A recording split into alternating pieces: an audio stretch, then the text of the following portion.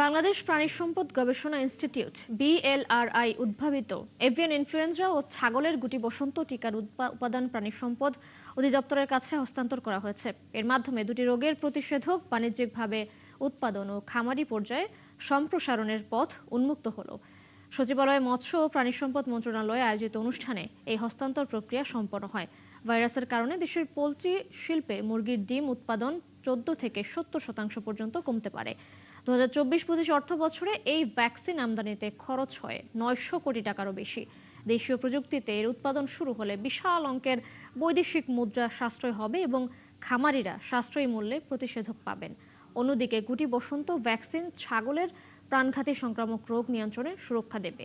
এই দুটি উদ্ভাবনকে প্রশংসনীয় উদ্যোগ বলে জানান কৃষিমন্ত্রী।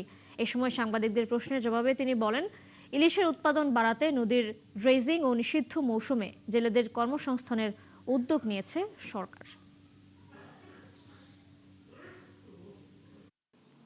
বাংলাদেশ প্রাণী সম্পদ গবেষণা ইনস্টিটিউট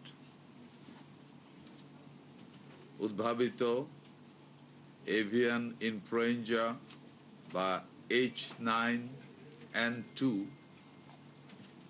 ও গুড ফক্স ভ্যাকসিন সিড আজ বাণিজ্যিক ভিত্তিতে উৎপাদন এবং খামারি পর্যায়ে সম্প্রসারণের লক্ষ্যে প্রাণী সম্পদ অধিদপ্তরের কাছে আনুষ্ঠানিকভাবে হস্তান্তর করা হয়েছে।